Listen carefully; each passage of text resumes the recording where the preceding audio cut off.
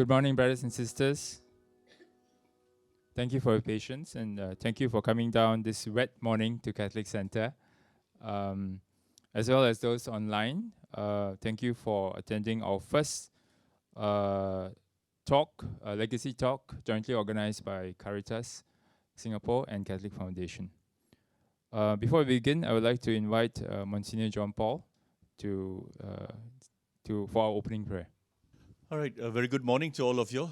Welcome.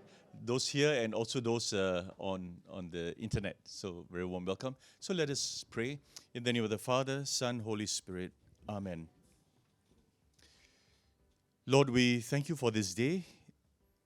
We thank you for Sister Water that you have sent to nourish the earth and to cleanse us. Lord, we ask you to be with us as we gather this morning to appreciate and to understand the importance of supporting the different organizations and the work of the church so that we might continue to build church and society in our Singapore society. Bless us during this day. Bless our speakers that they may continue to nourish your people with their words. Through Christ our Lord. Amen. Thank you, Monsignor. I'd like to welcome Teresa Fu, Caritas board member and chair of the fundraising committee, to give a welcome speech.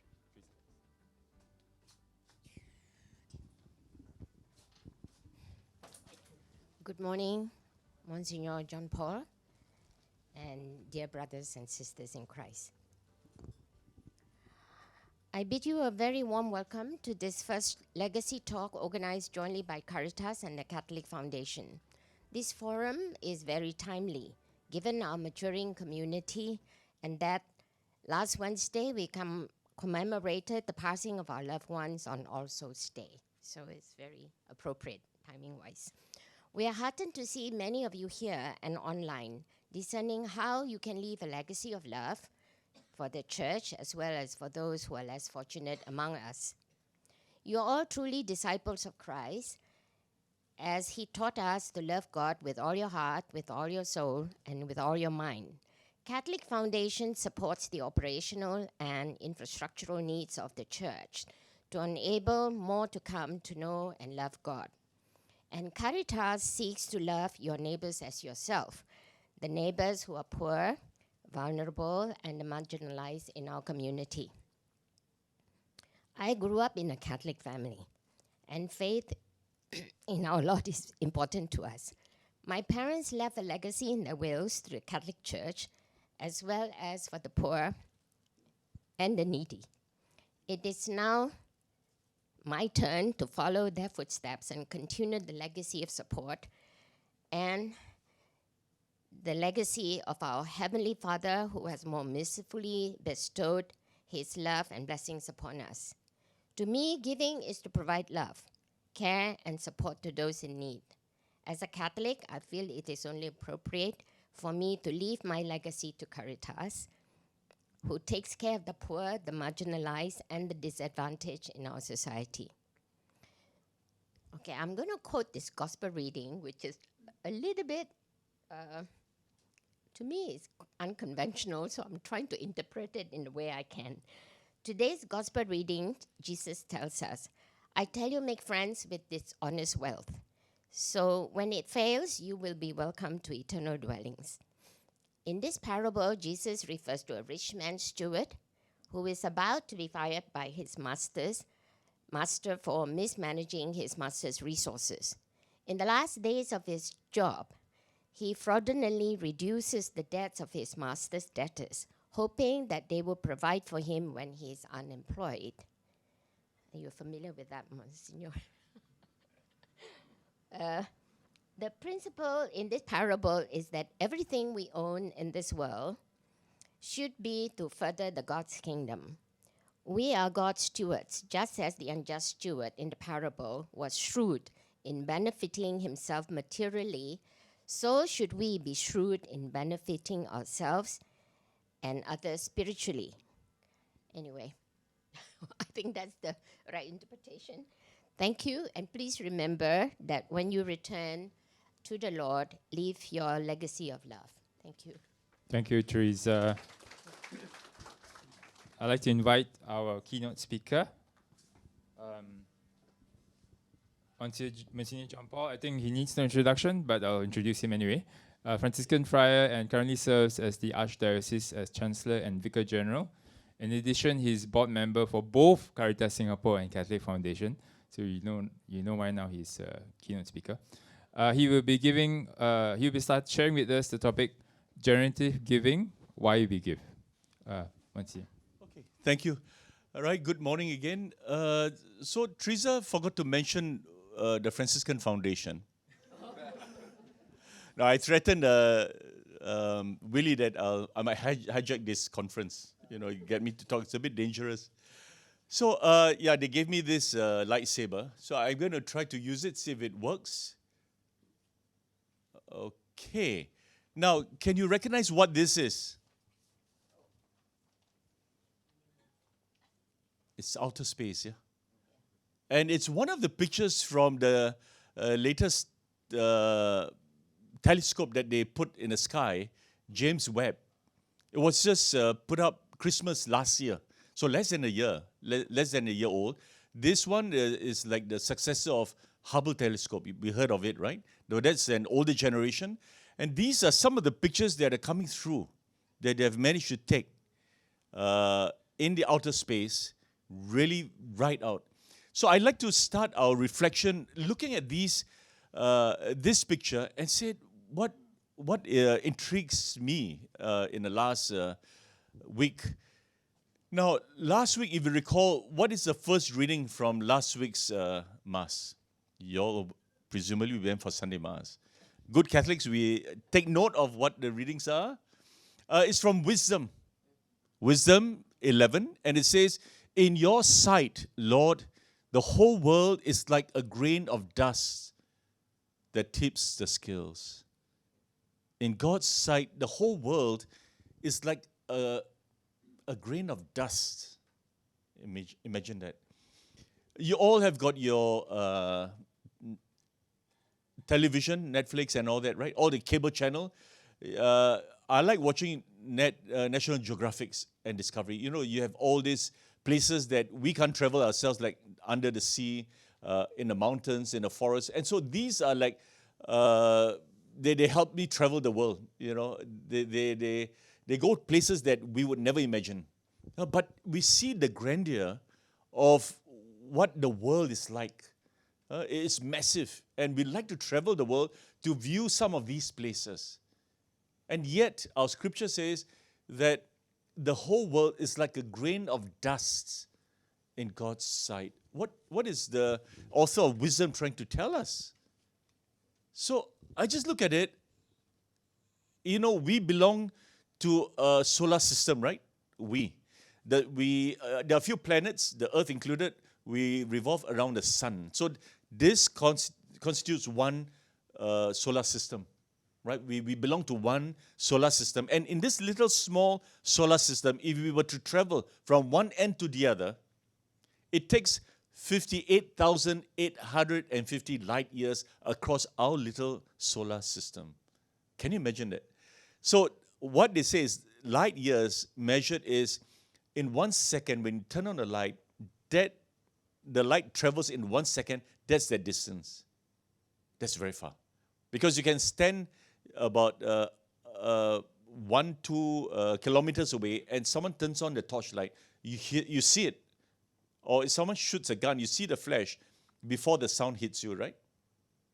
Now, that is the speed of light. So from one end of our solar system to the other is 58,000 light years. It takes 60 seconds to form a minute, 60 minutes to form 1 hour, 24 hours to form 1 day, and this is 52,000 light years. Okay, so your mind blown yet? Okay, it's getting there. Then, in our galaxy, there are 3,200 of these solar systems in our galaxy. Can you imagine that? Now, this telescope is, helping us expand our minds, maybe to blow our minds. There are 3,200 of these solar systems in our galaxy.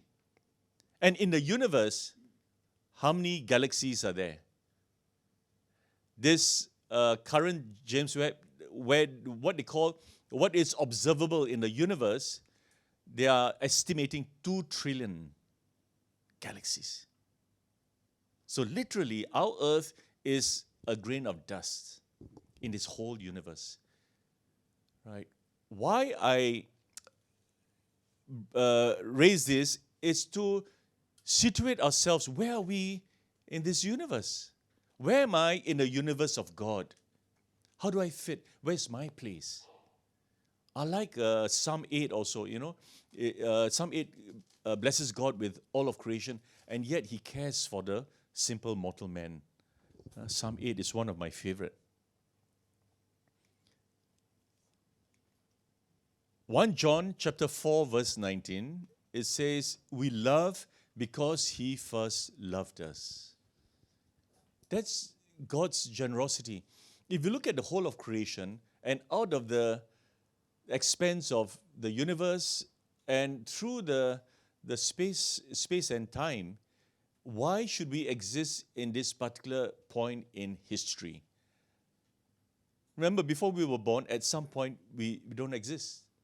But from the day of creation, from the moment of creation, God had already intended in his mind that we, you and I, should exist in a moment of history.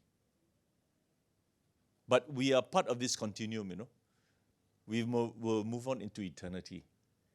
But at some point, we begin to exist. God calls us to be. God calls us to himself. And as John says, we love only because God first loved us. He loved us into existence, into being. That is, at the end of the day, the vocation of every human person. We have been called to exist, to know and to love God and to be with him. It's a simple catechism lesson that we teach our children, that God loved us. And how does he love us? Our scriptures tells us. In Luke chapter 23, verse 33, when they came to the place called the Skull, there they nailed him and the criminals, one on the right and the other on the left. So, in our Christian teaching, we say that Jesus is the Messiah. He came to preach of God's love, and he gave of himself totally at the cross. So for us, I would say the defining point of what it means to be a Christian, to understand who God is, the inner nature of who God, we have to plumb the depth of what Christ did on Calvary. He gave of himself totally so that we might have life. He took the sins upon himself, the sins of humanity. So this is, not only did God give us life, he gave us eternal life by taking on the sinfulness of humanity. That is the extent of God's love. That's the extent of God's love.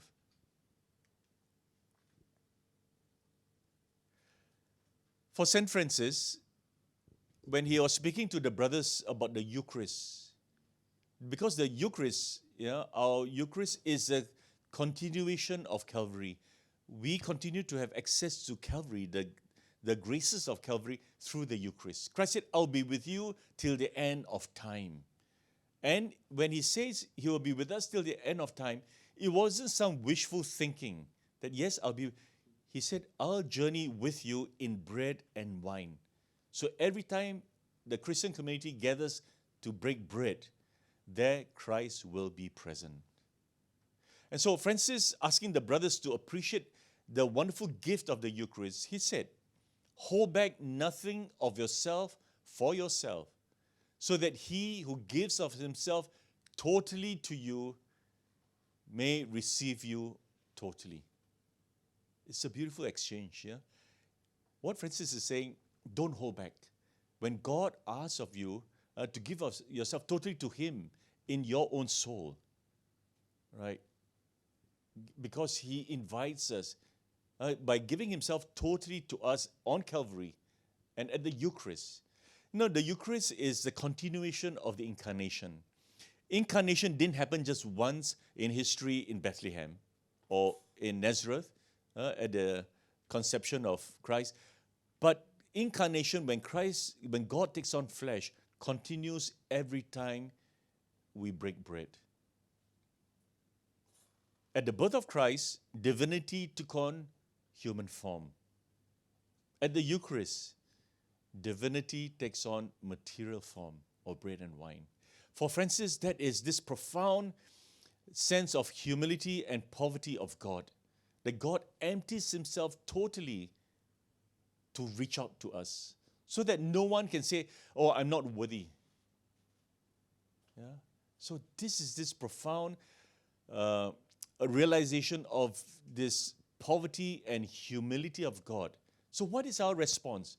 What is the response that Francis wants from the brothers? He told the brothers who have given themselves totally in religious life, he said, hold back nothing of yourself for yourself, so that he who gives of himself totally to you may receive you totally. So by receiving the Eucharist, right, we should say, as we receive the Lord who gives of himself, may we also make this spiritual offering of ourselves back to God. Because, like it or not, ultimately, our final Passover is when we take our last breath to go home. Whether we like it or not, we have to give over of ourselves totally back to God. He's the author of life. As much as He has blessed us with life, He also wants to bless us with eternal life. So that our final journey back is this invitation to enter into His kingdom. Right? Nothing to be fearful of. Nothing. But it's something to be looking forward to. Okay, in my life as a friar and a priest, I've been called angel of death many times. When I was ordained on Friday, and on Monday, the nuns, Canossian nuns, said, would you like to come out to Merbau, that's the community I was staying at, Mary of the Angels, and celebrate Mass of Thanksgiving and have lunch with us? I said, yeah, sure. So celebrated there, and then celebrated my ordination, had lunch with them. And as I was going back, sister said, have you visited one of our Italian sisters? She has been bedridden for years. And just say hello to her. I said, yeah. And so went there, said hello to her, and said, would you like to anoint her? I said, I've just been baptized, just ordained Friday. I've never done anointing yet. So sister said, don't worry, we got the book and the oil for you. So I'm opening the book and the oil sister is holding. So, okay, here, put oil. Okay, so it was my first anointing. When I drove back, 10 minutes, phone call came, sister passed on. So ever since then, in a parish, not many people call me for anointing. I wonder why, But isn't it wonderful? I mean, for me, in my vocation as a priest, that is the most sacred moment of my ministry. If I can mediate and facilitate the going home of someone. And when we priests do, we give the apostolic indulgence. It's a straight pass to heaven for the person. So my deal is always, I do this part for you. When you are there, you pray for and pull me through to heaven. We have an agreement. Okay, I send you to heaven, and then when you're there, you pull me up. Okay, so that is this. St. Francis said, how do we give of ourselves totally back to God? All right, and St. Paul in a second letter to Timothy, and the way here he is in prison, he's waiting for his trial in Rome, and he writes this letter from prison. He said, my life is already being poured away as a libation. A libation is like a drink offering. They pour wine, as a form of worship. They pour this wine. I mean, sometimes I see in our columbarium, right? People offer a can of Guinness. I say, okay, this guy likes his Guinness when he was alive. So the friends put a can of Guinness, and I mean, this is a similar concept. He said his life is being poured away. Christ's life was poured away as he bled on the cross. So St. Paul says his life is already being poured away as a libation, as an offering to God, and the time has come for me to be gone. I have fought the good fight to the end. I have run the race to the finish. I have kept the faith. All there is to come now is a crown of righteousness reserved for me. He's at the tail end of his fight, of his journey. He knows it. Okay, this is where he will be executed in Rome. Okay, so this, what is my point in this thing is to appreciate what God has done for each one of us. The generosity that God has showered upon us by giving us fullness of life. And when He has blessed us in different ways in life, this little session here is something to reflect and say, how then can I pay forward the blessings that God has shown me in life, in whatever form, in acts of charity, in words of mercy. The church has always said there is always the spiritual acts of mercy and the spiritual corporal acts of charity. Whether we visit someone who's sick or we do counseling. So there are different ways by which we can pay forward. All right. I'm not here to ask you to open your wallets. Yeah. But here, what is important is to understand the blessings that we have received. More so, the gift of salvation. Right? That is primary. And as we belong to a community called the church also tries to make real the message of salvation. And so, okay, it has all the charity arms and it's got a charity. So it needs to, unfortunately, the church doesn't live on fresh air and sunshine. So at the same time, these are practical realities. So I put it before you, and maybe as we listen to our other speakers, we keep this in mind, what scriptures and what God has done for each one of us. Yeah. Thanks. Thank you, Monsignor JP. And thanks for your enlightening speech on generative giving and our space. Next time we should actually give him a lightsaber, so I think it matches his. A real lightsaber. Okay, next we have our next speaker, Lawrence Fu. He's a lawyer at Wong Partnership and a board member of Catholic Foundation. This morning he will share with us his journey with the legacy giver. Lawrence, please. Hi everyone, good morning. Good morning, my brothers and sisters online as well. My name is Lawrence and I'm a lawyer by profession, but I also am on the board of Catholic Foundation. And today I want to share with you a story that I have on how I essentially came to become a director on the Catholic Foundation. But it's also a story that really touched me a lot because it involved journeying with this particular person who has now passed away, and how the Lord really brought us together, and how the Lord really ministered to her as well as me through this whole process. So maybe from the outset, I just want to say that, legacy giving is not just about a piece of paper and the will that you're going to write. It's not even about the beneficiaries that are going to receive the money. All these are important. But at the end of the day, it's part of this larger journey that we have with the Lord. Because in my own journey with this particular person, the Lord, through this journey of, thinking about, like what Father JP encouraged us to do, think about what the Lord has given us and how the Lord invites us to return whatever He has given us back to Him, to be good stewards of the gifts that He has given us. Then we grow in understanding of ourselves, understanding what is important to us, and the Lord also then uses us to minister to others, right? This particular lady, she was not particularly strong in her faith, even though she was Catholic. But the Lord probably sensed her openness to Him coming back into her life during these last few days of her life. And He used her as well to minister to people around her, which I'll go into in a bit more detail. Okay? I won't be using her real name, so I'll refer to her as Mary, because I always sense that she wanted to be like Mary. One of the first things that she told me when I was writing her will is that she always wanted to be a nun since she was young, but her mother forbade her to becoming a nun. And that also formed part of the reason why her assets was given to various religious organizations. Okay, but let me come to the start of the story. This was in around August 2016. Okay, and I'm part of a community in the Office for Young People, OIP, which is at Lorong Lau Kun in Hougang, if you all live near there. And essentially, what we would do every Saturday after our community sessions is to go to the hawker center at the back, the coffee shop at the back, and have lunch. Okay, and our favorite Hokkien Mee stall was there. It's pretty good Hokkien Mee. We like it a lot. And that's our usual routine on Saturdays. This particular Saturday in August 2016, okay, we went there and we saw this small little frail old lady, and she was the one serving us the Hokkien Mee. We hadn't seen her before, so we knew that she's someone new. And even though she looked pretty frail and weak, but she had a lot of energy in her.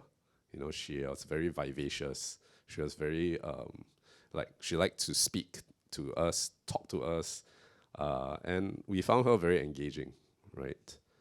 And so a bunch of us sitting there having lunch decided to talk to her and get to know her a bit better. And gradually, over the course of talking to her, she revealed that she had stage 4 cancer. And so, obviously, we were quite taken aback because even though she looked weak, she still had that strength of energy within her. And so we offered to pray for her. And she actually revealed that, oh, I'm actually Catholic, but I haven't gone to church for a very long time. And so we said, then all the more, let us pray for you, right? So oftentimes we Catholics are a bit shy about, outward expressions of our faith. But I think the Lord really called us to minister to her in that moment. And so in that coffee shop, we prayed over her, about 10 young people praying over this lady. And she was very moved. So she said, okay, when are you guys coming back? Then we said we will come every Saturday afternoon after our session to eat lunch here, so we'll see you next Saturday. So fast forward 1 week later, we do the same thing. We meet Mary at this coffee shop. And she wants to know us better, right? So she starts talking to us a bit more. And she asked me, oh, so what do you do for a living? And I said, I'm a lawyer. And she got really, really excited. She was like, oh, you're a lawyer. Give me your name card. I need your name card right now. I thought, oh, this lady might be being sued or something. But she said, no, I need your name card right now because I need you to do my will. And I was like, do your will? Okay, I mean, honestly, I realized that I was a bit prejudiced against her because she said that she lives in the flats behind, which is basically just a one-room flat. Some of you may know it's more for the low-income people who need financial assistance. So in my mind, I was thinking, okay, I mean, if you want to leave a will, that's fine. But if you don't have substantial assets, you don't really need to leave a will. But the Lord was prompting me to say yes to her. So I said, okay, let's arrange a date. I can do your will for you. And so we arranged to meet at her place. It's this really, really small apartment, which was quite messy, a lot of things strewn all over the place. And I mean, obviously, her not being in the best state of health, it's very hard for her to do physical labor, to clean the house. She got tired quite easily. So we meet at her house. And in particular, it was me and this other lady in my group who has since gone on to become a nun. Her name is Celine. She's a nun in Spain now, but we were the ones in our community who were journeying the most closely with her, right? So both of us appear at the appointed time at her house, and as the lawyer, I start, running through the will, asking her, what her intentions are as a testator, and explaining to her what the legal ramifications of the various provisions of the will lead to. And then she shares with me that story that she always wanted to be a nun since she was young, and she couldn't do so because her mother forbade her. So she said, look, I am unmarried because, for whatever reason, because her mother forbade her to becoming a nun. She couldn't become a nun, but she never felt the urge to be married, right? And so she was single, and she didn't have a lot of assets, or so she thought. But she wanted to give whatever she had to the various convents, right? So she asked, which were the convents that we recommend, and we gave her a few names, and then those were her beneficiaries, right? And after that, obviously, in every will, if you guys have your own will, or if you guys are legally trained, you'll know that there's a residual clause that essentially means that, let's say after the specified beneficiaries have been given their allotment, whatever that's left, if there's any left over, it will go, the residue of your estate will go to this particular beneficiary. And so she asked, who do you think I should put there? And I said, it's up to you, but if you want to give to the church, then Catholic Foundation is the fundraising arm of the church. And so she said, okay, let me put Catholic Foundation.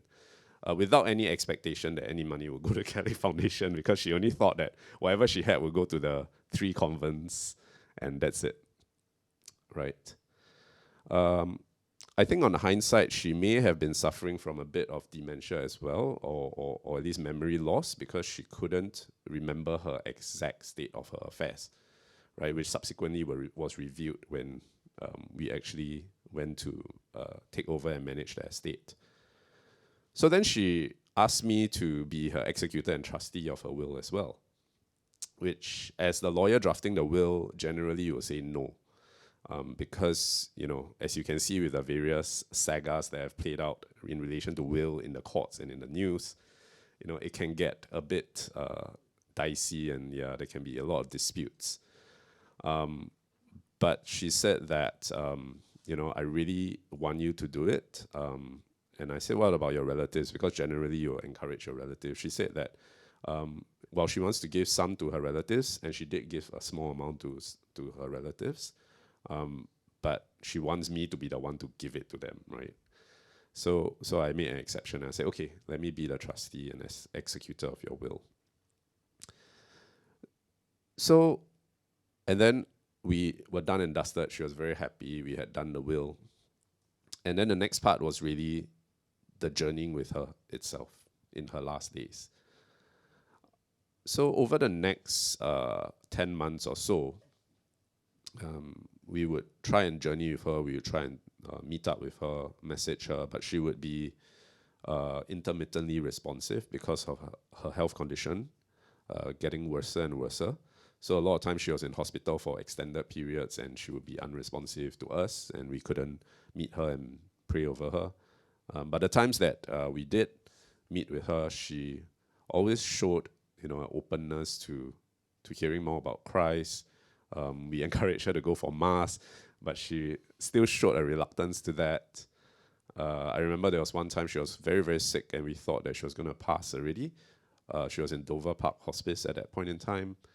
And then we called for a priest to come down and give final blessing and last rites to her, and obviously heard her confession and as well. And you could really see that changed her a lot as well, because that reconciliation with the Lord, that sacrament, really transformed her. It's one of the few times where I've seen someone so transformed after being reconciled with the Lord. Obviously she was sick and she didn't look well, but after that sacrament was ministered to her, her face was glowing. She was a lot happier. She was at peace, right? And that was maybe in a way helped her to become well, a bit better, because she recovered a bit and she was discharged from hospital. She was a very, very strong woman, because even though she was sick and she would get tired very easily, she would still walk over all the estate. And she's also a very thrifty woman. She would tell us, don't buy the chicken rice from here because it costs $3.50. This one only costs $2.80 at this other coffee shop. Then I said, but then, that coffee shop is 2 kilometers further away from this one, from your place. When you get tired, she's like, no, 70 cents is worth that extra 2 kilometers. For someone with stage 4 cancer, it was very, very tiring for her. So I really admired how thrifty she was and how much she, valued whatever she had received. So anyway, in the course of that journey, which there were many touch points and many prayers that were said for her by my community, you could see her gradually opening up to the Lord, gradually welcoming the Lord into her life. And I like to think that in those final days leading up to her passing, the Lord was really, really, the most important part of her life. So shortly before she passed away in June 2017, so we met her August 2016, it was about 10 months after. She hadn't been in contact with us for about 2 months already at that point in time. And then suddenly I received a call from an unknown number, and I pick it up and it's her niece. And she's saying that, Mary is very, very sick. She's in the Assisi hospice, and the doctor says she will go at any time already. And she's calling for her lawyer, and she gave me your number. And I was like, okay. So in her mind, she cannot remember my name, but she knows me as her lawyer, So I went down, and I mean, obviously I couldn't do much, but I prayed with her family for her, the Divine Mercy Chaplet, and spoke to the family. The family also at that point in time had been away from church for quite some time, right? Or at least they weren't going regularly to church. But after I prayed for her, they in turn joined in, and they also subsequently shared with me that that was also very moving for them. The experience of praying for her was something that touched them very, very deeply. So again, you can see how the Lord really uses one person to minister to others. So again, it's not about our individual journey, it's about our journey in the Lord, with the Lord, for the sake of others too. And so after that prayer, obviously she was unresponsive at that point in time already. But you could see that after that prayer for her, she was a lot more, I don't know how to say it, but she looked a lot more at peace, a lot more calm, right? And the family members themselves noted that too. So after I left, that very evening she passed away.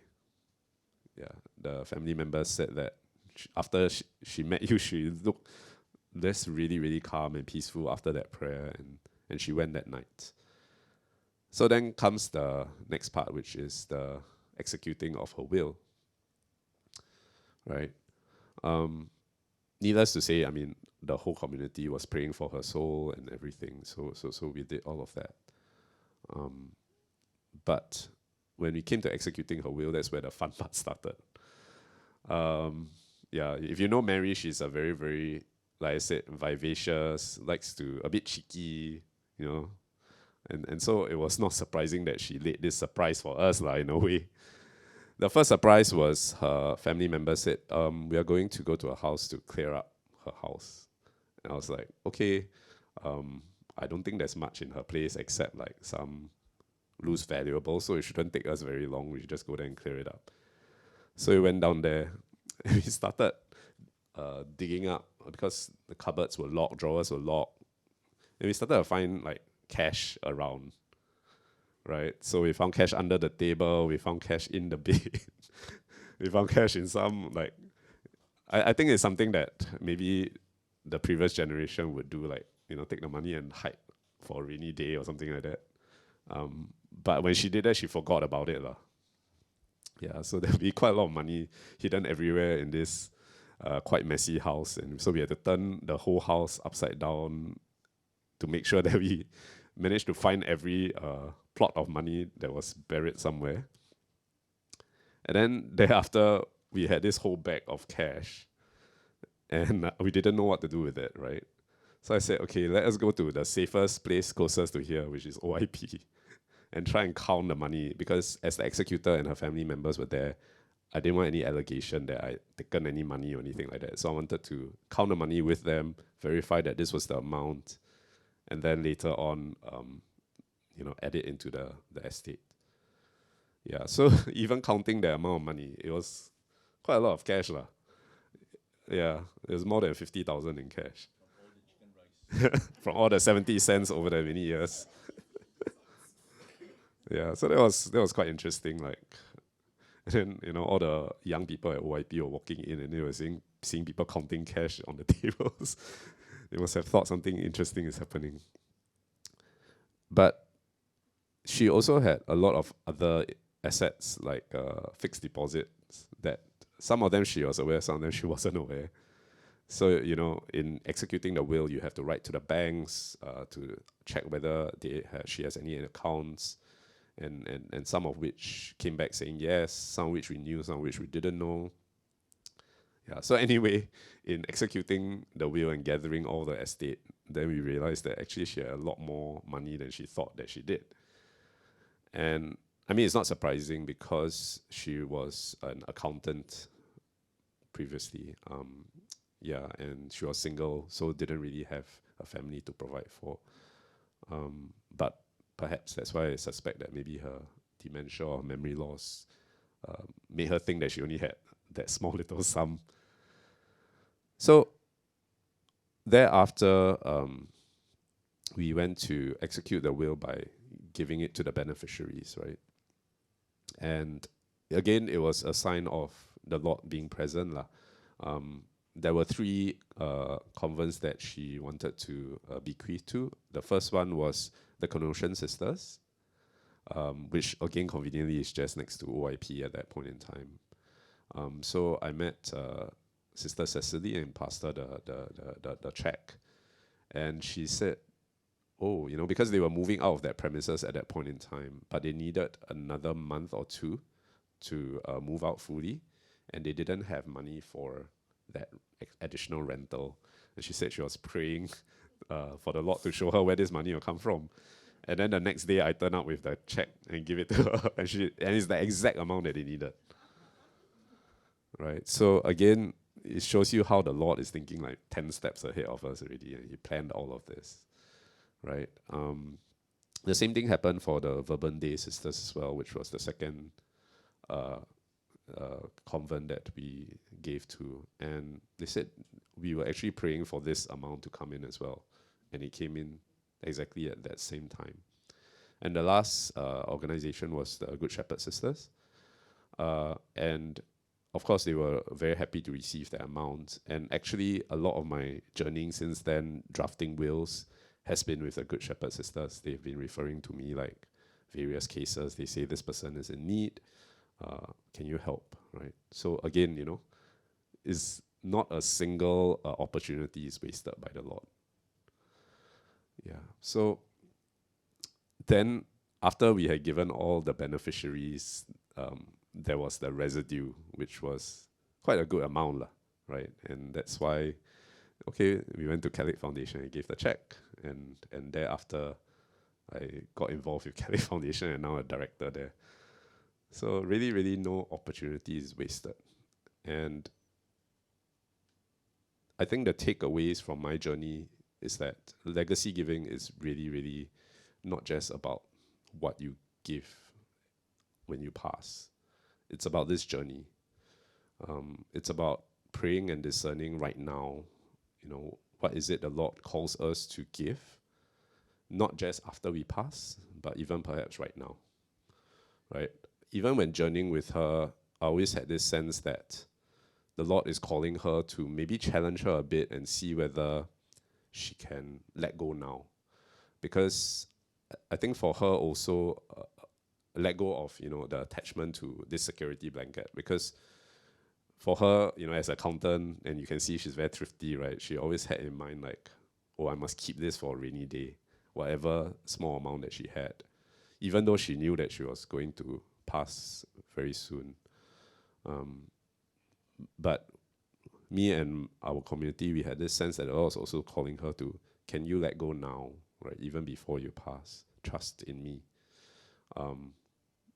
So I invite each of us to really think about that. Like, what is the Lord calling us to let go now? What is the Lord then calling us? Of course, we need to keep some and provide for our family, ourselves. And that, of course, will be in the will, right? Whatever that we keep now on this earth and ultimately we don't use, then will be in the will. But maybe also we can consider what we can give actively now, right? not just our money, but our time, our talent. Yeah, and so I really invite everyone to, pray about it and discern what the Lord is calling you to. And the beautiful thing is also, like, it's not a journey by yourself, right? It's a journey with your family members. It's a journey with people around you. As you can see, Mary's journey touched so many people. Even if you don't know it, it can touch a lot of people. So I invite you to, as you start thinking about your legacy and your will, think also about your family and engage them with it. When I draft wills for people, the number one thing we always tell them is, talk to your family, talk to your beneficiaries. Because the last thing that we want is after you pass, then your family gets divided because you're fighting over, a lack of happiness about how the assets were distributed, right? So if everyone is on board and understanding and accepting what you're doing, then it's a lot easier, right? So with that, thanks. This is all my time. Thank you, Lawrence. Thank you very much for the heartwarming story. I think what Lawrence mentioned at the last, where you should inform or you should discuss with your family first. In your legacy giving is very important. That's what my dad did when he passed. Was it 1997? He informed us up front very clearly that he will leave a portion of his legacy to Little Sisters of the Poor, and that made things very transparent and clear. And we were very happy to let him do that. So I think that is very important as part of your journey and legacy giving. Okay, next we have Vivienne Lim. She's a lawyer and founding director of Generative Law Corporation. In addition, she's also a Catholic Foundation board member. She will be explaining the nuts and bolts of will writing, and there she is on the screen. We apologize because she is recovering from COVID. She was supposed to be here originally, but she contracted COVID a couple of days ago. But she's here with us virtually. So take it away, Vivienne. Thank you, Jeremy. I hope everyone can hear me. So sorry I can't be there with all of you physically. I came down with COVID a few days ago and still testing positive today. But I guess it really does put this talk into perspective, right? There's really so many uncertainties and vagaries in life. It underscores the need for us to plan for the what if and what we should do with our earthly possessions when we, as surely as everyone would, eventually take the journey forth. It's not really a topic people generally want to talk about, and I'm very glad we have this session today where we can just learn more about it and talk openly about it. But like the joke goes, there's only two things that is very certain in life, right? Death and taxes.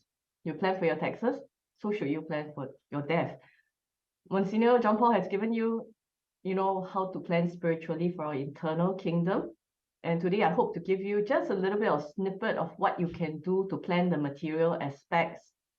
Namely, what is a will and what goes into it, and in a sense, what can you do if you really have to make your own will? Of course, let me start with the lawyerly disclaimer of saying, this is in no way any form of legal advice. Please seek your own independent legal advice if and when you do need to prepare your will. Okay, can I have the slides on screen? Yes, thank you. I'll just go straight into the presentation. Now, what is a will, right? A will is a legal document that is executed by an individual. So the individual is known as a testator, and that person then declares in writing how his or her asset is to be managed and what how his assets is to be distributed when a person passes away. Compare that with lasting power of attorney. That's when you tell people who you want to appoint to manage your things if you lose mental capacity, but you're still alive. A will is one step further when you are no longer around. What happens when you don't have a will? If you don't have a will, you are said to have died intestate, in which case the Intestate Succession Act will apply. What that means is that the law dictates how your assets will then be divided and in what proportion. So an example would be if you die with a spouse and no parent, then everything goes to the spouse. If a person dies leaving spouse and children, then half to spouse, half to children. If you die leaving spouse, no children, but have parents, spouse takes half, parents takes half. Spouse, no parents, then to siblings, and then to nephews, to grandparents, to uncles and aunts. And eventually, if really there's no next of kin at all, then the government takes the estate. That always worries everybody, right? Everybody will go, oh no, is the government going to take my money? It's many, many steps before it happens. But it does underscore the need to have a will, because otherwise you have no control over what happens if something happens to you, because then the law takes over and dictates how it should be divided. Next slide, please. Now, salient features of a will, like I said earlier, the will only takes effect upon death. You can change your mind anytime, as long as you still have mental capacity. The property to be dealt with under a will is what is existing at the point of death, not at the time of making a will. So it doesn't stop the testator from giving away what is in his will in his lifetime. Of course, the joke that goes around is the shortest known will is one line: being of sound mind, and I gave all my monies away. I mean, what it basically means is that it follows you can only give what you have at the time of death. It doesn't stop you from dealing with your assets in your lifetime. And it's also always possible to change your will whilst the person is still alive and has mental capacity. Okay, moving on. Anatomy of a will. I have provided a sample will online, but I guess it's probably too small for anybody to see. But let me just run you through the general steps and what you will see generally in a properly drafted will, right? Like I said, you have a testator. Of course, you need to declare the identity of the person who's making the will. You need to have, your standard things, your name, NRIC, and address, and a declaration that what you are writing down is intended to be your last will and testament. You should always have a revocation clause, because you want to revoke anything that you've done previously, which may be a will or may amount to a will. So you don't want to have that kind of vagary. A properly drafted will always have a revocation clause to say, okay, I revoke anything that has been done before that may be my will. A will should always have a appointment of an executor and a trustee. The common question is, what is an executor? What is a trustee? Executor is the person who steps into the shoes of a testator to carry out his wishes and to execute the will. So you normally appoint someone that you trust to come in to manage your affairs. So that person literally steps into your shoes to handle your assets. And for as long as the assets are not distributed to the beneficiaries, that person is called a trustee. So that's why the common term is executor and trustee. Whilst you're executing, you're the executor. And before you distribute your assets, you are holding the properties on trust for the beneficiaries. So you are the executor and trustees. I kind of underscore the importance of appointing someone that you can trust to carry out your wishes. I mean, we can't all appoint Lawrence Fu to handle our estate for us, but I'm sure you will be able to find people that you totally trust 100% to manage your estate for you. It's typically a next of kin, but it doesn't have to be. There are also professional trustees out there. And if you have young children still, people who are above, children who are below 21, then you also want to have a guardianship clause where you ensure that your minors, well, if something happens to you, that your children have a testamentary guardian to take care of them. So those will be the preambles, the starts, the formal parts of the will. Then you go into the gifting part. Right? For gifts, typically you do it either as a specific gift or as general gifts. Specific gifts typically for immovable property. When you say immovable property, it's like your real property, your HDB flat, your house, your condo. Those you want to give specifically also for stamp duty reasons, because if you give under a will, these properties do not attract stamp duty.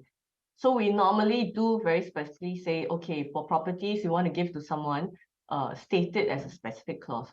So you give a specific gift. I give my house, at where to who, or to Catholic Foundation, to Caritas, Specific gifts of movable properties is also possible. You can give your cash in bank account known as whatever, your shares, all my shares in CDB account number, whatever, I give to who. You can also give your art, your jewelry. A typical thing is a lot of the older ladies like to say, oh, all my jewelry in my safe, I've already packed it up to which of my grandchildren. So they like to do that, So you can also give jewelry, basically everything under your will. Then there are also the general gifts where you, instead of being specific, you can say, look, all that I have, I give to, or I convert into cash, and then I give 50% to the church, 50% to the foundation, Caritas, or whatever, or 50% to my wife, 50% to my children in equal shares. You can basically give to anyone at any cost through a will. There are various structures of giftings. It can be held on trust, like your children are small, and you can say, I hold it on trust until he turns 21. Or actually, typically nowadays, they don't want to give to their children at 21. They'll say, I give to my children when they are 28 or 30, or, so it depends on the level of trust that you have. There's even arrangements for maintenance of pets. I recently had to draft a will for someone who wanted the pet to be provided for by the executor, which is very strange. But yeah, technically that can be done. Gifts to charities also will then, be stated here. Points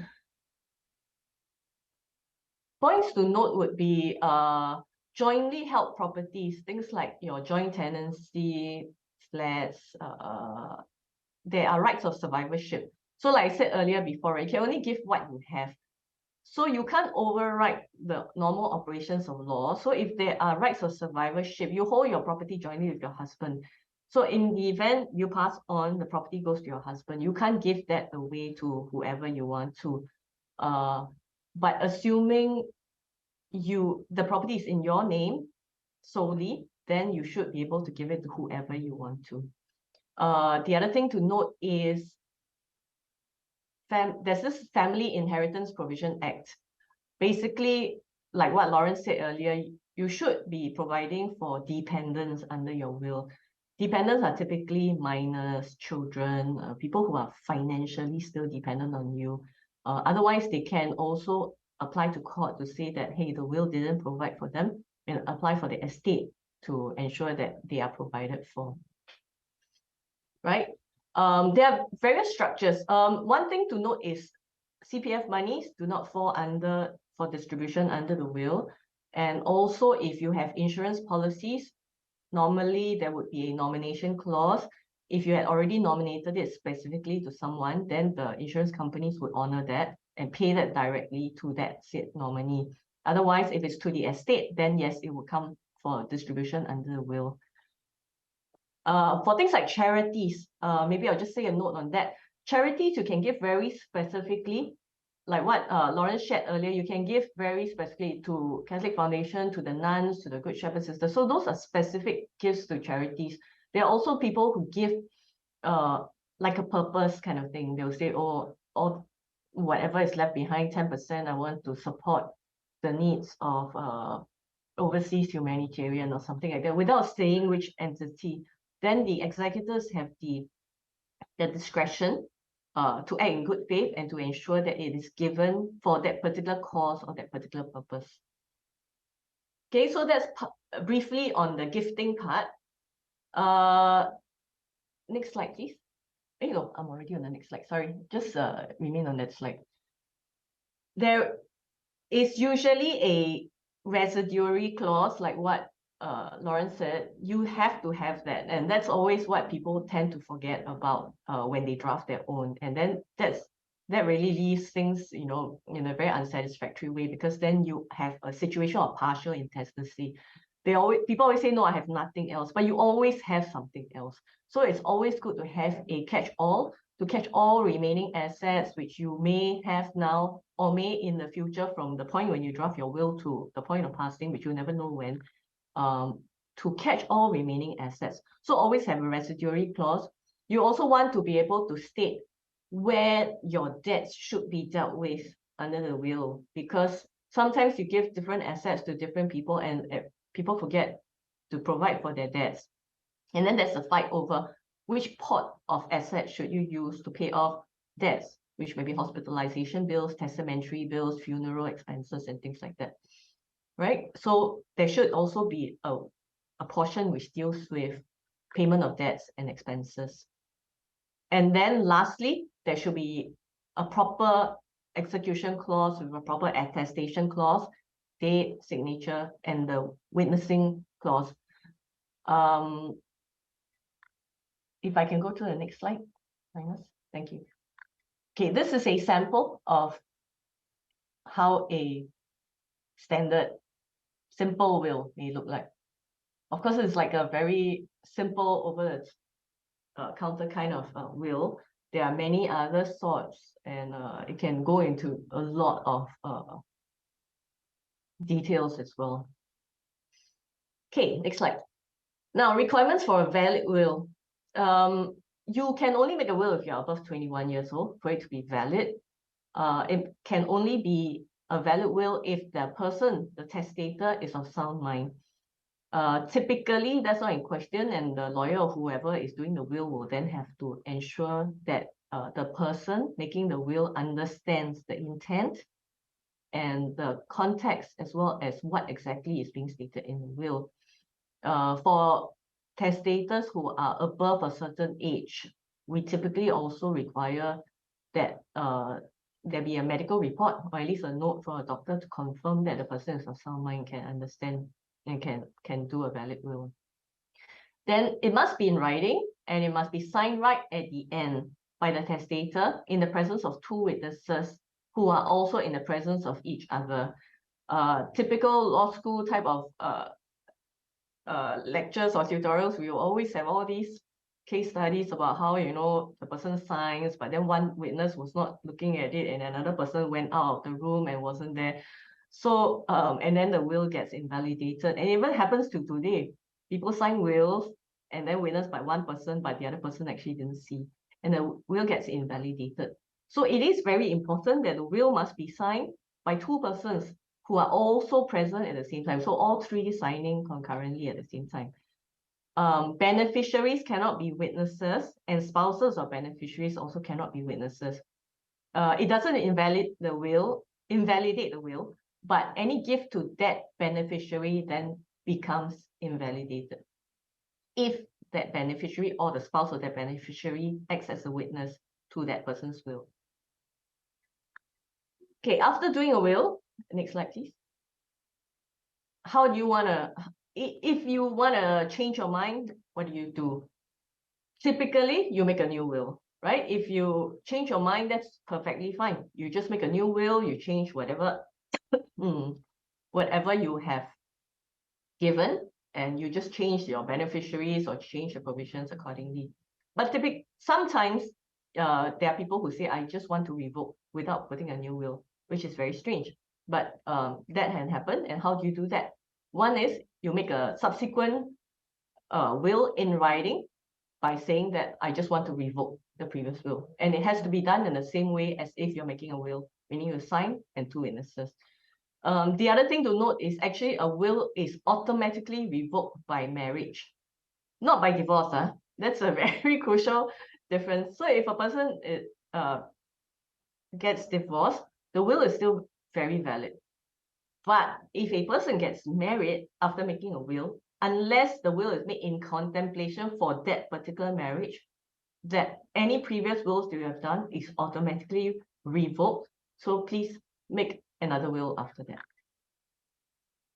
Okay, planning considerations in will making.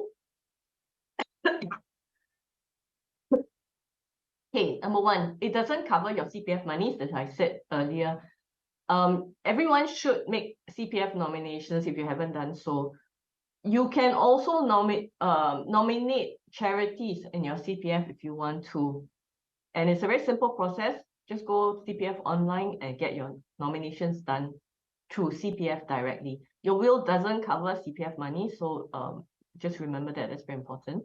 Like I said earlier also, insurance policies, if you've already nominated a beneficiary, it doesn't fall under your will as well in terms of the division of who, your will doesn't override that beneficiary there.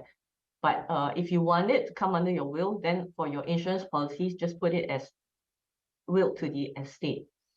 I've also mentioned this earlier, wills that are jointly owned devolves to the surviving joint tenant and does not pass under a will. Okay, charitable and philanthropic objectives. As I said earlier, it can be general charitable objects. Trustees can make gifts to a charity that best fulfills that charitable objective. If you just give a general one, like, you know, like I said earlier, for in support of the works of the church or something, or you can give very specific charities to this charity UEN number for whatever purposes and objectives. Sample clauses of gifting. Of course, since this is a talk by Catholic Foundation and Caritas, I've added sample clauses, which gives to Catholic Foundation and Caritas. So this is a sample which is a give all kind of thing, right?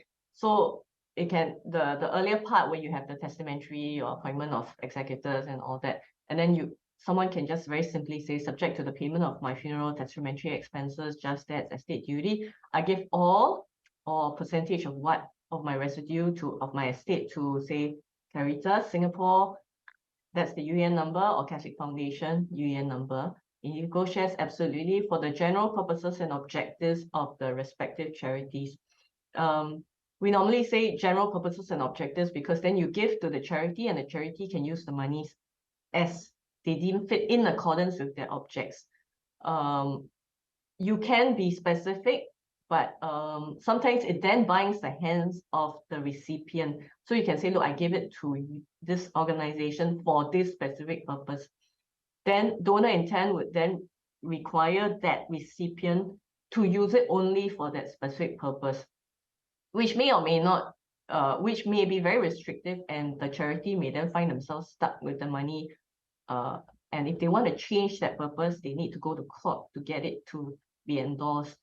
So we generally recommend a general clause which allows them to apply it to the general purposes of that specific charity.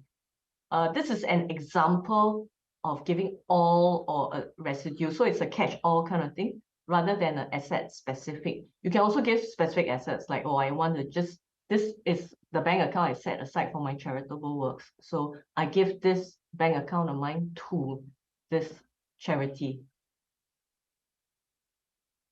Right? Like what Lauren said earlier, and like what I highlighted in terms of the family inheritance provision, and also in terms of just generally, you do want to have that conversation with your next of kin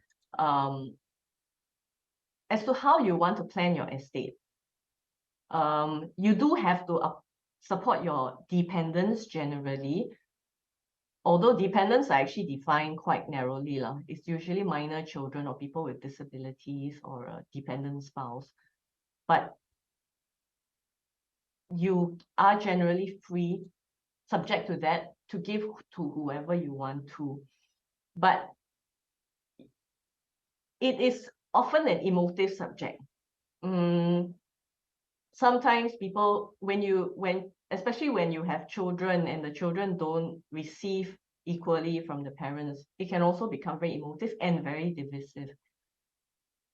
The best is, of course, having that conversation. Alternatively, sometimes I also word it into the wills, where you kind of explain why it is not given in equally or in a certain way. So a typical one would be where the mother says, look, or the father says, I've already given this house to this person, or I've already given enough to these people or to you in my lifetime.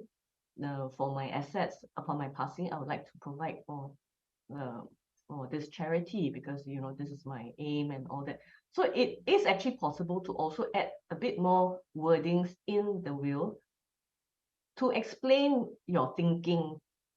A lot of these things is more emotive than actual. And it's also not true that if you have very little, you don't need a will. People fight over either if it's a very big estate, people fight. If it's a very small estate, people fight too. So it is, even if you have a very small estate, it also makes sense to ensure that you plan and ensure that your next of kin understand your thinking behind why you are doing certain things. I hope this gives you a very broad overview of what a will is and what are the considerations behind making a will. Like I said earlier, we really should all plan. As Mark 13, chapter 13:35 states, you really do not know when the master of the house will come. So it's never too early to start planning for your legacy and to think of what your legacy will be when we all journey forth. Thank you. Thank you very much, Elaine, for that very informative talk. We'd like to invite speakers on stage to take questions and answers. We have a mic which is going around for you to ask questions. I want to leave a legacy to grow the faith of Catholics in Singapore as well as the poor in Singapore. If I leave a sum to the Catholic Church of Singapore, will it be shared with both Catholic Foundation and Caritas Singapore, or do I need to be specific for each organization? I guess the lawyer, you where's Vivienne? Is Vivienne on your line? Vivienne, you're on. Vivienne? I'm on, but I can't see myself. Yeah, where There. is? Okay, all right. Okay. Hi, I see Hi. myself. Sorry, Vivienne, do you get my question? Sorry. Okay, Can I'll you repeat. ask that again? I'll repeat. Okay. I want to leave a legacy to grow the faith of Catholics in Singapore, as well as the poor in Singapore. If I leave a sum to the Catholic Church of Singapore, will it be shared with both Catholic Foundation and Caritas Singapore, or do I need to be specific for each organization? Do I have to be specific? You have to be specific. You have Okay. to be specific. Thanks for the question. I think if you're putting it in your will, it is always good to be specific. Otherwise, it leads to a lot of confusion. And when you give to the church, the question is which entity. The church is made up of a lot of entities, right? So actually, for that question, it very nicely ties up exactly with this talk, because if you want to support the needs of the church, then that's exactly what Catholic Foundation is formed to do, in a very transparent way, where the monies are then taken and used to support the works of the church. And that's also exactly what Caritas is set up to do as the umbrella organization of the works of the church. So if you specify that, okay, 50% goes to Catholic Foundation and 50% goes to Caritas, then that would actually meet your needs exactly, to say that I support both the works of the church as well as the church itself. Okay, so you have to be specific. It's better to be specific. Teresa?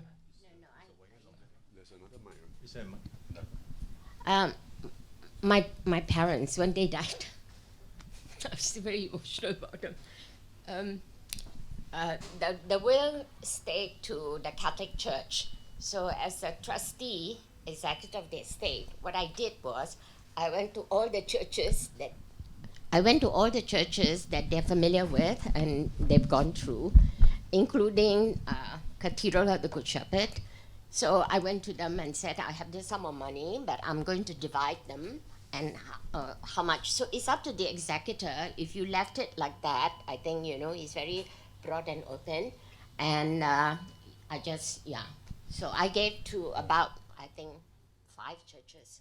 Yeah. Okay. To the Catholic Church. Maybe just to add on, since the last 15 or 20 years, many church organizations, the charity sector, they have registered separately. So they have got unique UEN numbers. So if you know specific charities that you want to direct to, then put it into your will, the UEN number. So, for example, under Caritas, the umbrella of Caritas, we have 20 over charities, and they are all separately registered. So they are, and they cater for the disabled, for ex-prisoners. So if you have specific charity that you have in your mind that you want to benefit, then identify the exact UEN number. Then the lawyers will be able to help you there, I think, you know. Thank you, Monsignor. Any questions from the crowd? Yep, there's one question there. You pass the mic, thanks. So my question would be, given that we're all here hoping to do a legacy of love, is there then a body or recommended list of lawyers that perhaps we can go to who can then help us to be a sounding board to clarify a certain specificity of the umbrella of the Catholic Church that we may have intention to leave to? Because right now, if I got to a lawyer outside, they may not be able to sound me out what my options are, or to clarify or refine the will. So with this talk, is there then a recommended, I don't know, body or list of lawyers who are aware of the different charities that we then can sound us out and guide us along in our will, writing of our will? Yeah, I think 2 points to that. The first one is, after this talk, there'll be a feedback form. So indicate, your feedback and that you would like someone to reach out to you specifically on drafting a will. Caritas, Catholic Foundation, or both organizations will reach out to you after that, so we can make arrangements further. Second point is also the Catholic Lawyers Guild does have a pro bono legal clinic. You can Google it and find out a bit more. So if you have any specific questions on drafting of a will that you want to ask lawyers, Catholic lawyers, you can go for those pro bono clinics.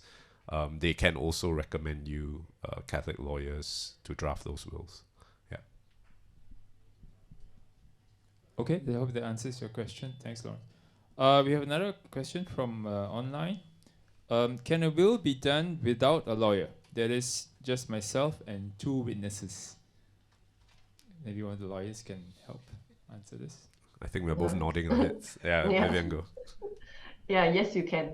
And that's why I guess I tried to give you the FAQs on how to draft a will. In a sense, you can draft your own will and make sure it's validly done. And I've seen a lot actually go through the courts and filing probate for a homemade will.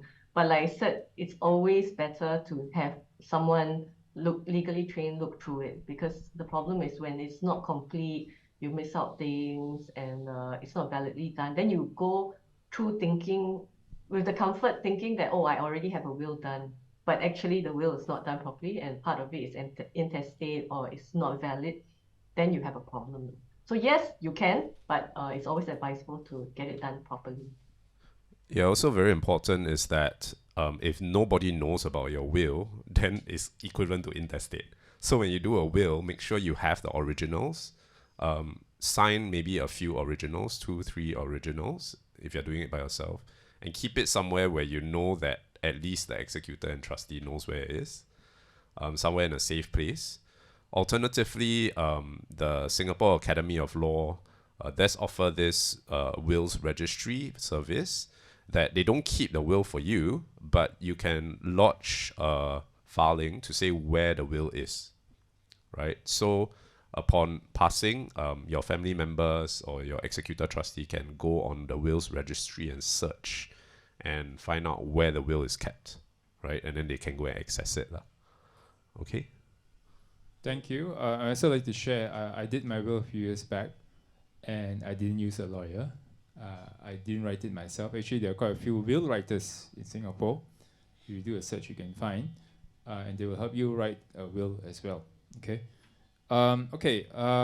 Any other questions from the crowd? Question there?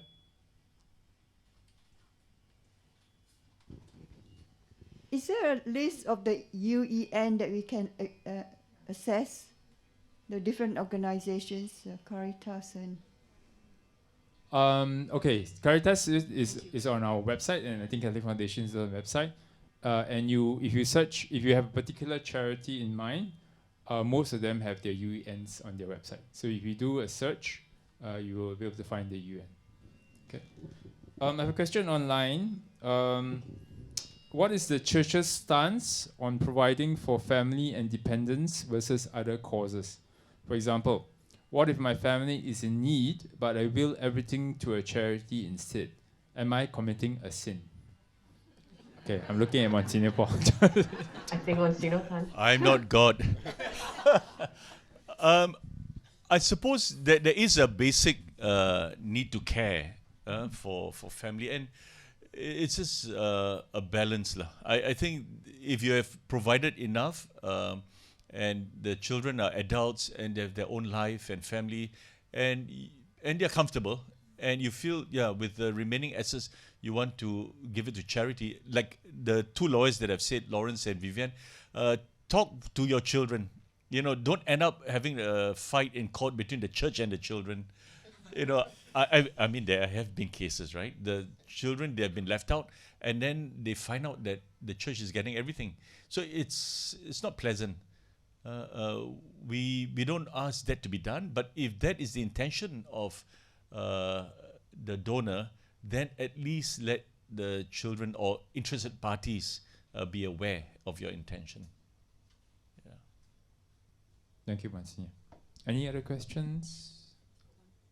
Oh, this one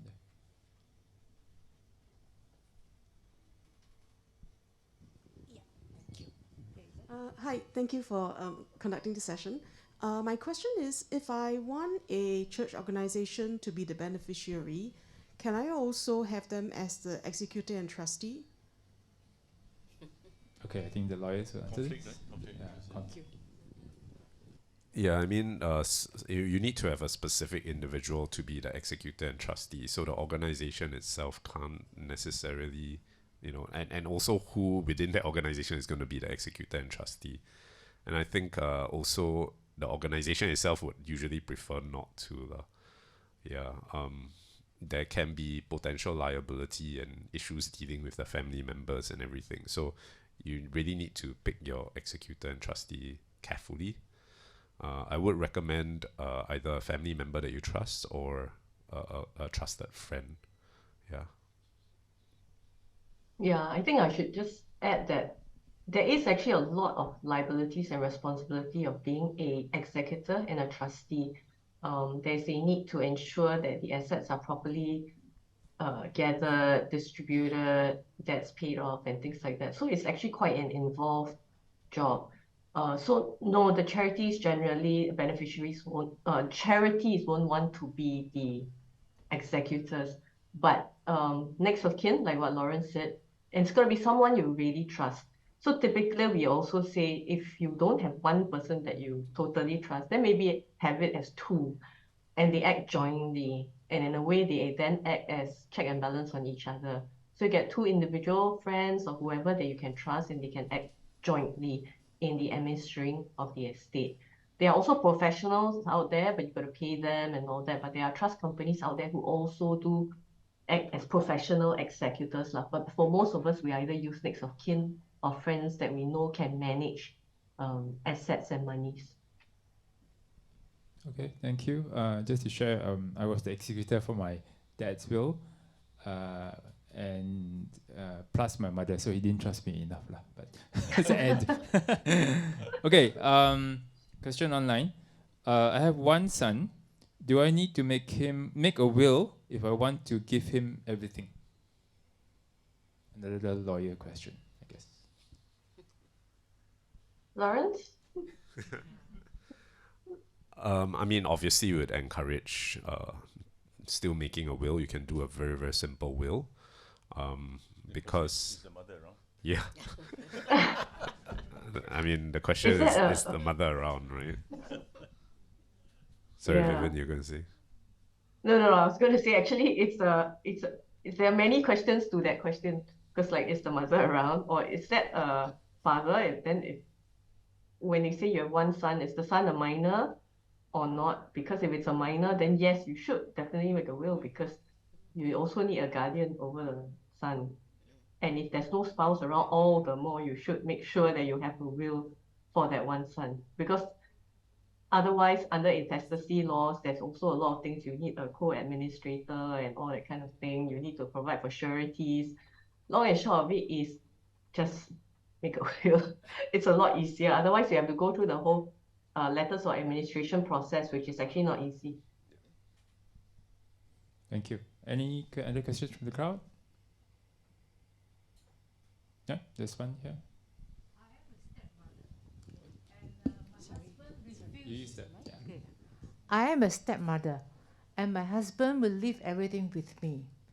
So I have a stepdaughter, and if I decide to give majority to the church, and thus my stepdaughter has the right to contest against my decision, but I would still leave something for her. So this is my question. Thank you. Yeah, generally, donor will intention overrides everything apart from certain exceptions, like what Vivienne mentioned, maintenance of dependents, etc. So if your stepdaughter is still a dependent, then of course you need to provide for her continued maintenance. But if let's say she's a normal, healthy adult, then your intention would override whatever she thinks that she should get. Yeah. Vivienne? Yeah, I agree with what Lawrence said. I mean, depending on whether she's still a minor or not, and whether she's a dependent or not. If she is, then you, but you already said you will provide something for her.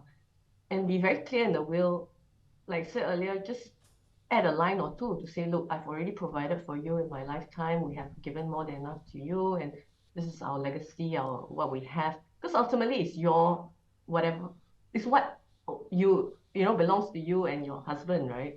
It's entirely up to you who you want to give it to, as long as you explain clearly. Because the last thing you want is, like what Msgr said, to pit her against the church, and then there's this unhappiness, and what if you cause her faith to fall as well, right? So you want to be able to explain to her that we have already provided for you, but actually our intention is to give the rest of this to the church.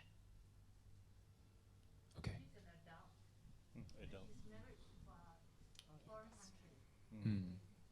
Okay. Thank you. Hope that answers your question. Sorry. We have one question online. Can my parish be a beneficiary? I think we already answered that, Melissa. Yes, all parishes have a UEN number also, right? So if you identify it by that number, it definitely will be to them. And the UEN you can find on their websites as well, right? Yeah. And Bishop will not touch it because it goes straight to the parish. Yeah. Yeah. Canon law determines, because each parish it's a juridical entity, so their assets belong to them. Yeah, cannot be raided by anybody else. Okay. One more question online. If one of the beneficiary dies before the testator, what needs to be done?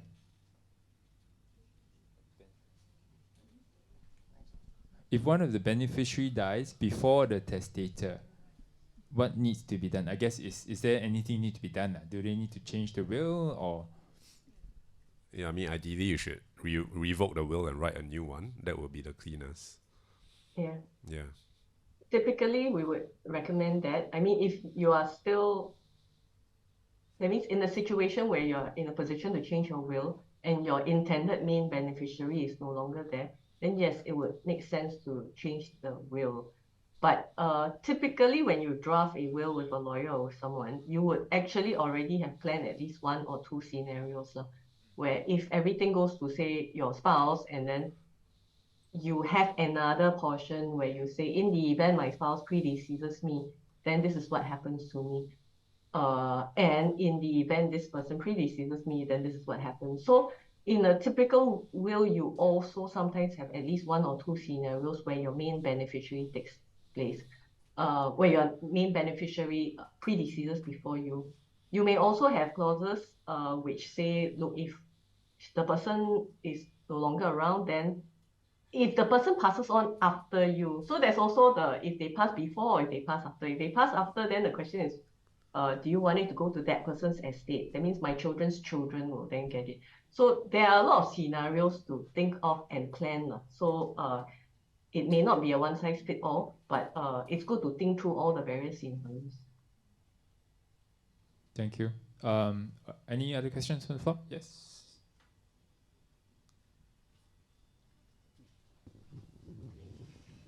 I did make a will some 12 or 13 years ago. Oh, no, this will be the CPF contributions when I pass on. I think it was made to the church. How is that managed? Does the bishop decide who gets what, or if I wanted to be specified and distributed, how is that done? Your CPF, it's by nomination, right? Yeah, so yeah. if you're nominated that church, then it goes to that parish. So then it will go straight to the account of the parish, and it will be used for its normal operational costs. If you want to restrict it, then that's where a will might be necessary to say the money that's going to my parish, I want to use it for this purpose of youth ministry, or then it becomes a restricted funds. Sorry, no, it wasn't to the parish. It was just to the bishop. I think it went to the, the deacon that, what's his name now? The one. Deacon. Yeah, Clement. Clement. He yeah. was. I did the UEN, but I just to Tracas, yes. That's the titular Roman Catholic Archbishop of Singapore. Yeah. So where does that? Yeah. money, Okay. So goes to? that would go into the general funds of the diocese, and then the bishop will use it as he sees fit. Different from Caritas, yes. Yeah. But I can still add in the will that I want the money that from the CPF contribution. No, I think it's a different thing. Yeah, if you intend to direct the CPF monies to Caritas, then best to change the nomination to Caritas itself, because Caritas is a separate legal entity in Singapore law. Yeah, better that way. The Caritas UEN number then. Yes, Yep, yeah. that's correct. I'll pass you the UN later. Yeah. So, Bishop will have one less cup of coffee. Okay, thank you. Yeah, your CPF funds are separate, so you can't change it in any way through your will or through any supplementary or through any note. Correct. They're So separate Yeah, instruments. they're completely separate. Yes, so just be very specific and know that for your CPF monies. Thanks. So Thanks. will that specific? Yeah. So actually, CPF to change nomination, you can actually go online. So it's a very easy process, that one. Yeah. Thank you, Mercy. Okay. Got quite a few. Jeremy, Sorry. I have a question. Oh, you go over in here. there. Okay. Yeah.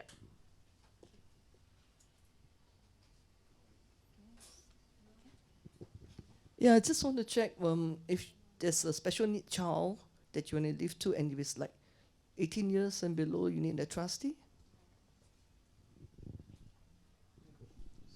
Yeah, generally you will provide for a guardian, someone to look after that person.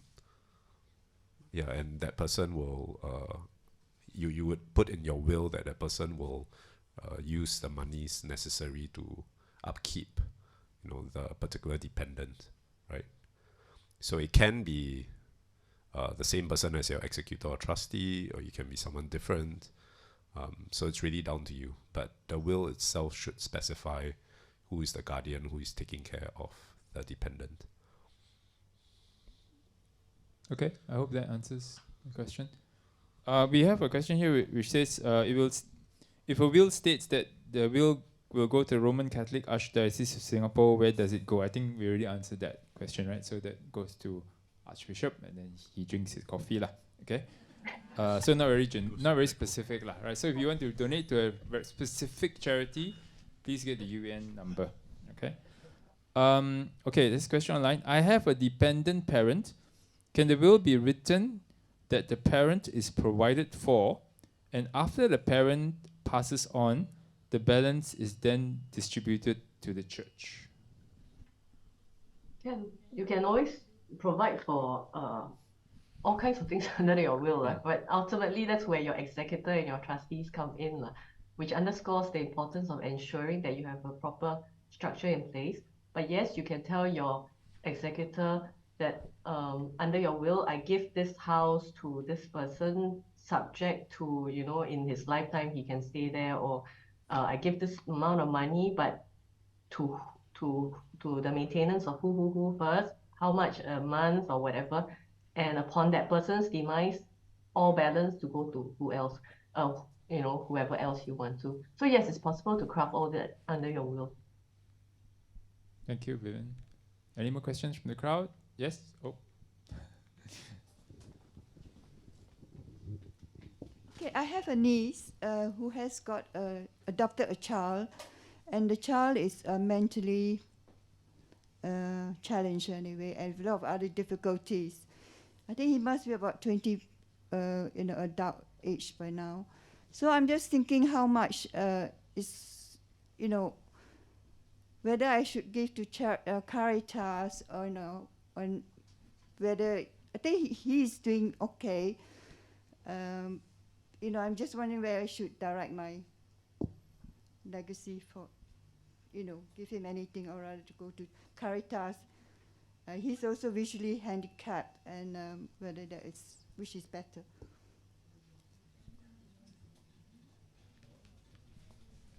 I think it's good to have a balanced approach to care. Maybe get some information from the mother or the parents and say how much will it cost to care for this person for the next 20, 30 years, and then make a judgment on that information. A single mom, yes, the mother, yes. And, you know, then I think, yeah, so I think that would be a fairer way to make a judgment on that. Thanks, Martin. Okay, we have a few more questions online. What if I leave a legacy to Caritas Singapore or Catholic Foundation, but when I pass on, they exist in different forms? Okay, or they have closed down. Hopefully not, touch wood. How will my gift be distributed then? What's the question again? Okay. Okay, I read it again. What if I leave a legacy to Caritas or Catholic Foundation, but when I pass on, they exist in different forms, or that they have closed down? How will my gift be distributed then?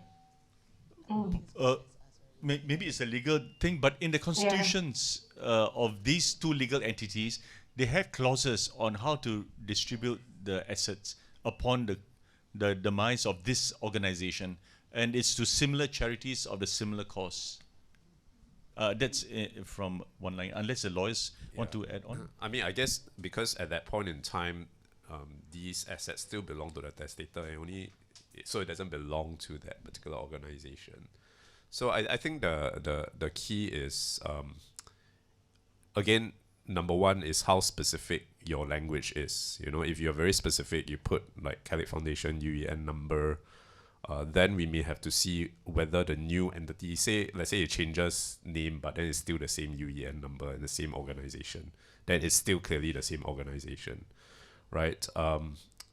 And of course, the means of last resort is if all else fails and it's not clear, then the executor and the trustees have to apply to court to try and determine what's the intention. If let's say it's very clear that the organization is no longer around, then we have a state with, you know, like what Vivienne said earlier, is partial intestacy, and therefore then you need to, you know, your lawyers need to brief you on what the next steps are, right? Yeah.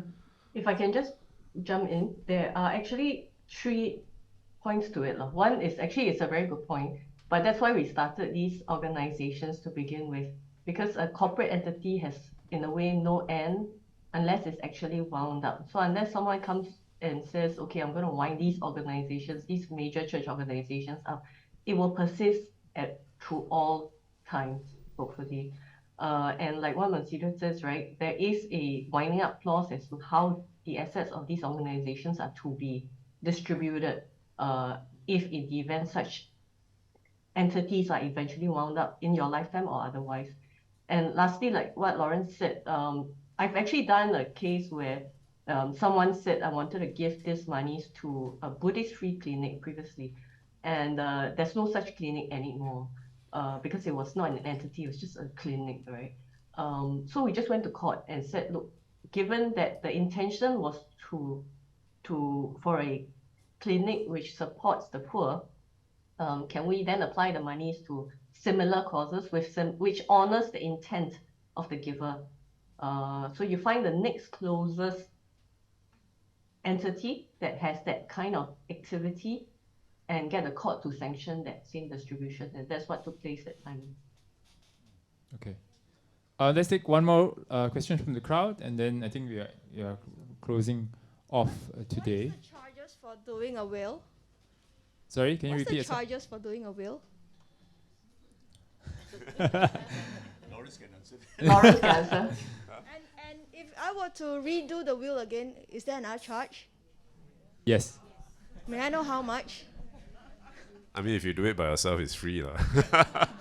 So yeah, I mean, okay, maybe a bit uncomfortable for lawyers to answer, but it varies. As I shared, I did my own will. I think I paid. I think there was an offer for both me and my wife, $500. But it changes. That was a couple of years ago. So there's a wide range, right? You do it yourself, it's free, of course. You do it with a will writer, it's X amount. You do it with a lawyer, it's a different amount. So I think you have to do your own research in a way, right? Because it also depends how complex the will is. If it's a very simple will, you can really do it very simple. So if you will it to just to your kids and that's it, right? You're not going to give 25% or if you don't make it too complex, it's very straightforward. Then the price usually is cheaper. I mean, you guys maybe you can jump in. Maybe you can tell the range. It can range from anything to anything. No, but like I think what Jeremy says, right? It's either you can go to a will writer, which will be I think typically between $300 to $800. I think law firms, of course, there are different law firms. There are small law firms like ours, and then there's like wrong punishment, which is there are different ranges, but you typically it's like maybe between 800 and 1,000 for simple will to. I mean, of course, there are really complicated ones that want to do trust and provide for all kinds of things, all kinds of eventualities, and many different permutations. If this person dies, then this. Then if this person dies, then this. Then it can go on for many generations. So then those get a lot more. Of course, it will be the cost does stack up, but you're looking at a wide range. Okay, so. Linus? I have a question for Teresa. Okay. I want to ask, like, you're somebody who willed to the church, willed to charities. Can I ask you, what's the core purpose and the core reason in which you choose to will to the church or to the charities? What is your motivation and what's your drive? More to my parents, I think, I've done my will too, but I had to will it to Caritas because I'm on the board of Caritas. So, but no, I think it depends on what you believe, right? And you can will it to the church or to Catholic Foundation. You can also will it to Caritas, which is for the poor and the needy. So it depends on the person, what you are very close to. As Catholic, I feel, you are close to both, to the church. The church needs the funds as well to encourage people to, more people to come to the church. But Caritas is more for the needy, and you've seen, we have about 27 now organizations under Caritas for the poor, the disabled, and whole range. Now it's mentally challenged people as well, right? We have one, yeah. So. Thank you. Okay, last question, all right? Sorry. We're running. I understand that after I execute the will, all right, when I pass off, the person who administrates the will, there is a cost factor to it. There is a price tag. I don't know what you call that, but there is a price tag, to distribute the funds according to the will. Yeah, so again, And it's a large sum. it's on it's usually it's not a specified amount. If you go to a professional executor and trustee, they will give you the schedule of fees. If it's just your friend or a family member, there is no fixed amount. But of course, the law does allow for a certain amount to be given as compensation for their services. But it's again subject to the court deciding. Yeah, so generally, the executor and trustees, if they feel they deserve to be remunerated a certain amount, they can apply to court. And yeah, it can go up to, I believe, 5% of the estate. But of course, the court will only grant that if there's sufficient justification of work done that, justifies that amount of fees being paid. Right? But usually, I think family members, friends, they won't ask for anything. Yeah, they do it out of love. But you can, of course, set aside a certain amount that you feel that they should be remunerated at. Yeah, I didn't charge anything for my dad. So, I mean, the moral of the story is, if you can get friends and relatives to do it, right, there probably will not be a charge, right? But of course, you get a professional executor, that might be. Yeah, but I think in the will itself, right, Vivienne or Lawrence there is a provision in the will that the administrator or the executor may be allowed to charge, but normally no amount is mentioned, right? In my parents' will is that way. Yeah, I mean, usually there's a provision there that says that the estate's debts, etc., whatever fees you have to pay for your funerals, your expenses, which will include also any remuneration for the executor, will be paid off first before the assets are distributed. Yeah, but like what Jeremy said, usually family members or friends do it out of love. You don't really charge. Yeah. But if it's very complicated, then maybe you feel that they deserve to be paid a certain amount. You can specify it too. Okay, thank you very much. Let's give a round of applause for the panel members. We'd like to end with Vivienne. I mean, you guys can come down. Vivienne will give final closing remarks, and then we can call it the day. So Vivienne, over to you, please. Thank you, Jeremy. Thank you, everyone. I hope you have found this talk useful and informative. I hope you come away today with the why and how of legacy giving, and to help you understand it from a spiritual standpoint, a pastoral standpoint, as well as the tools to do so, which can be daunting to many who may be unfamiliar with this subject. So just to recap, Msgr John Paul Tan shared with us the genesis of why we should give. We love totally and without giving back, simply because that is how God loved us first. Lawrence shared the story of his journey with a legacy giver. Of course, what struck me was both Msgr Tan and Lawrence's sharing was that they both seemed to have prayed over someone, and then they both passed on immediately thereafter. So remind me not to ask them to come before me next time. But seriously, what always struck me about Lawrence's sharing is how the process of giving was not just for the recipient, but in fact led to the transformation of the giver herself, as well as the people who journeyed with her. And in fact, it was this legacy that actually got Lawrence involved in Catholic Foundation and eventually serving in so many amazing capacity here. So really, God works in very mysterious ways, and oftentimes it's really just saying yes and taking that step to give of ourselves. I hope you learned a thing or two about making a will from me. And like I said, in a cinch and in an emergency, you can prepare your own, though again, prudent to seek legal advice, right? And I hope the lively Q&A session moderated by Jeremy and together with Ms. Teresa Fu helped you to clarify whatever queries you may have had. If there's something the events of recent years have shown us with COVID pandemic and all, it's about just how fragile and unpredictable life can be. So now it's as good a time as ever to ask ourselves, what is our legacy? What is the legacy we hope to leave behind when we journey forth into our eternal kingdom?